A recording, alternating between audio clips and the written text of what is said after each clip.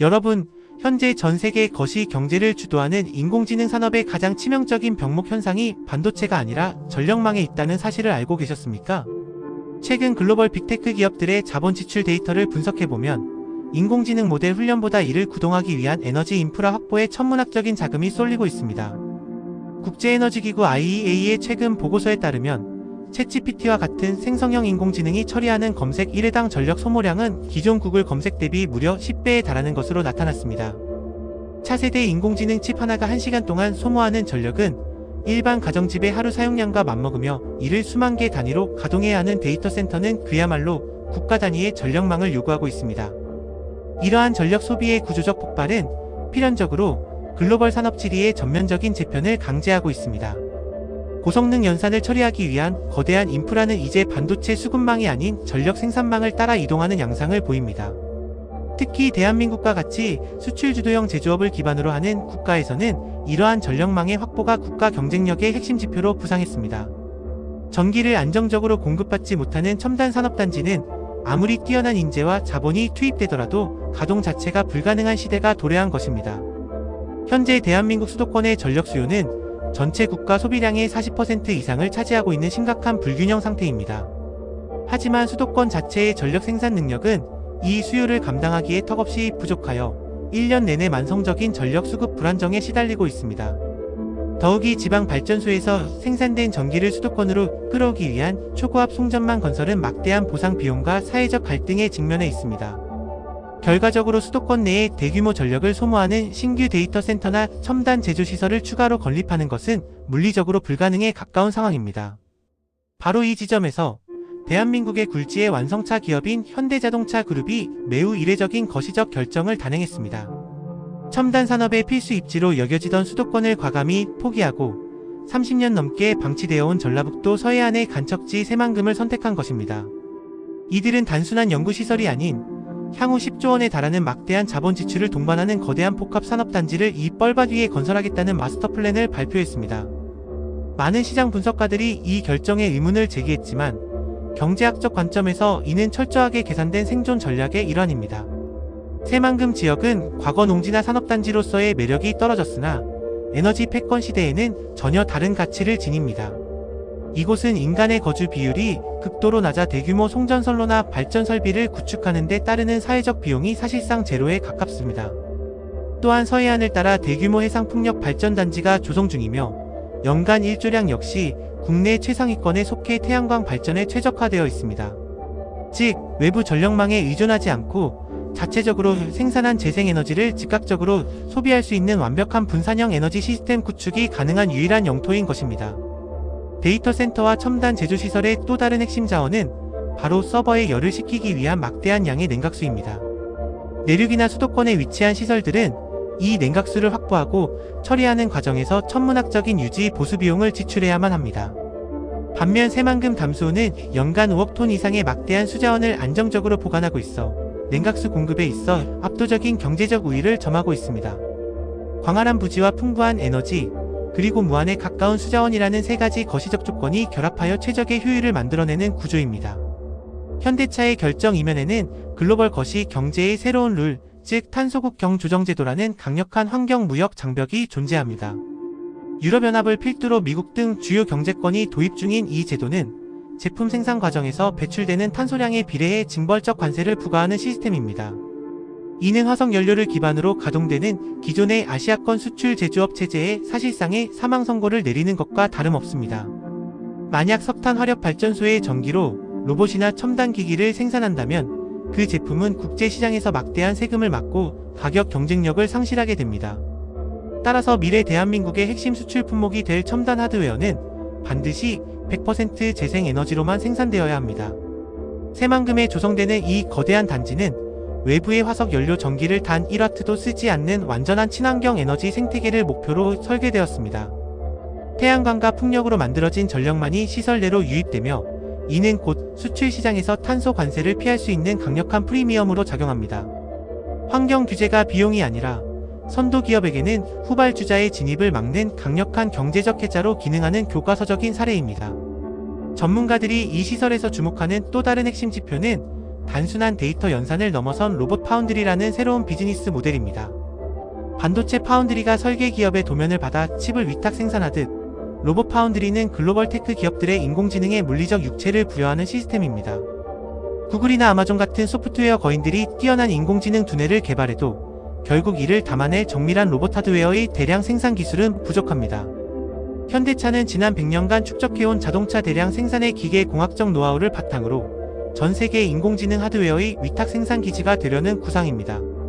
이 완벽해 보이는 에너지 자급단지의 활용점정은 바로 1기가와트급 수준의 플랜트를 통한 수소 에너지 생태계의 구축입니다.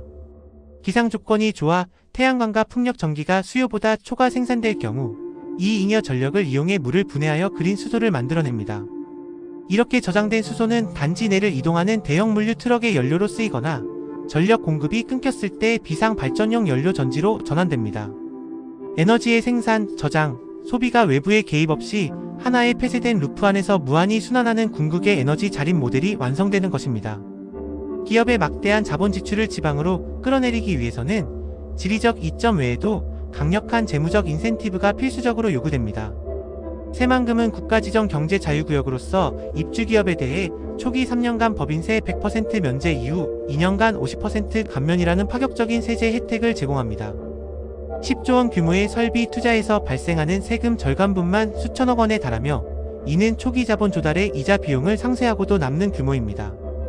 철저하게 수익률을 따지는 자본주의 경제 시스템에서 이러한 조세 피난처 수준의 혜택은 기업의 자본 배분 결정을 좌우하는 핵심 변수입니다.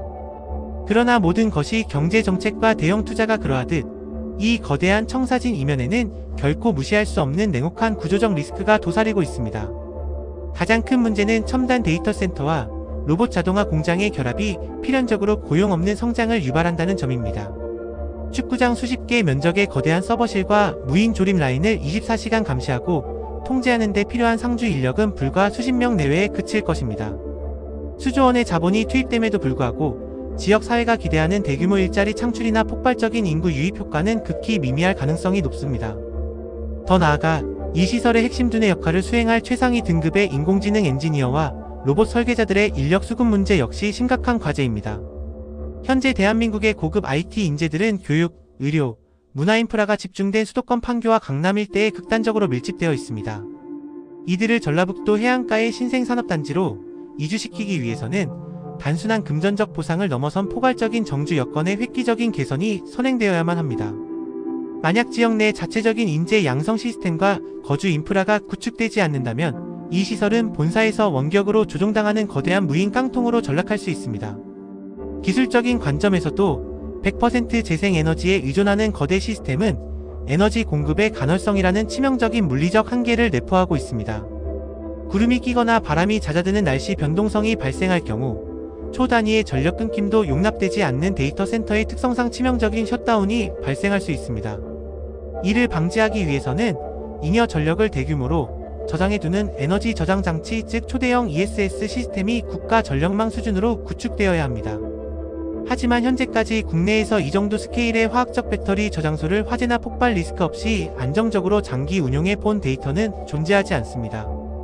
대한민국의 과거 대형 국책 인프라 사업 역사를 돌이켜보면 가장 빈번하게 발생하는 실패의 원인은 물리적 한계가 아닌 행정적 지연이었습니다. 환경영향평가, 지자체 간의 이해관계 충돌, 송전탑 건설을 둘러싼 지역 주민의 반발 등 수많은 규제와 갈등이 사업 일정을 수년씩 늦추곤 했습니다. 글로벌 테크 산업은 몇 개월의 투자 지연만으로도 시장 지배력을 완전히 상실할 수 있는 초경쟁 환경에 놓여 있습니다. 만약 인허가 과정이 기존의 관료주의적 관행대로 진행된다면 선 확보한 천문학적 가치의 인공지능 칩들은 창고에서 감가상각을 맞이하게 될 것입니다. 그럼에도 불구하고 최근 발표되는 중앙정부의 거시 정책 지표들은 이러한 리스크를 인지하고 해결하려는 유의미한 패러다임 전환을 보여주고 있습니다. 산업통상자원부는 새만금을 포함한 서해안 벨트를 국가재생에너지 특화구역으로 지정하고 규제를 일괄 타결하는 원스톱 패스트트랙 제도를 도입했습니다.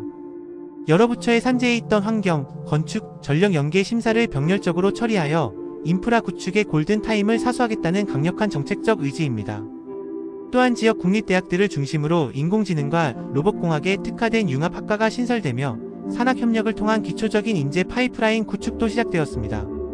경제사학자들은 현재의 이러한 움직임을 대한민국 산업 포트폴리오가 반도체와 내연기관 자동차를 넘어선 3단계 진입 과정으로 평가하고 있습니다.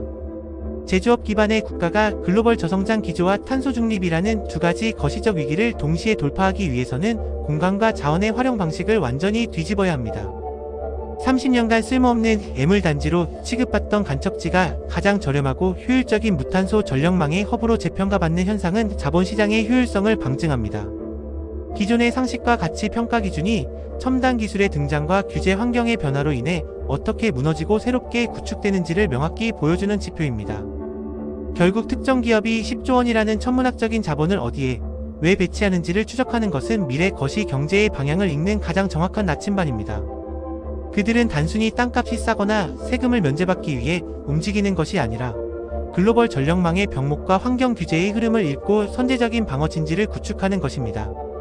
테슬라가 텍사스의 척박한 황무지에 기가팩토리를 세워 미국 제조업의 부활을 알렸듯 새만금 프로젝트 역시 한국형 제조 혁신의 거대한 테스트베드가 될 것입니다. 이 실험의 성공 여부는 개별 기업의 수익을 넘어 대한민국이라는 국가 전체의 미래 수출 경쟁력을 좌우할 중대한 경제적 변곡점이 될 전망입니다. 글로벌 AI 패권 전쟁의 진정한 승부처는 가장 똑똑한 칩을 설계하는 단계를 넘어 그 칩의 생명력을 불어넣을 무한한 청정 에너지를 확보하는 단계로 진입했습니다. 반도체에서 전력으로, 수도권에서 버려진 뻘밭으로 이동하는 이 거대한 자본의 흐름은 우리 경제 구조의 근본적인 체질 개선을 요구하고 있습니다. 이 전례 없는 10조 원 규모의 산업 생태계 구축이 과연 지방 소멸을 막고 새로운 국가 성장 동력으로 자리 잡을 수 있을지 전 세계 금융 시장이 주목하고 있습니다. 이 거대한 자본의 이동과 산업 지형의 재편이 대한민국의 거시 경제에 미칠 파장에 대해 시청자 여러분의 객관적인 분석과 의견을 댓글로 남겨주시기 바랍니다. 더 많은 영상을 원하신다면 구독해주세요. 구독과 좋아요를 눌러주세요. 알림 설정도 잊지 마세요. 감사합니다.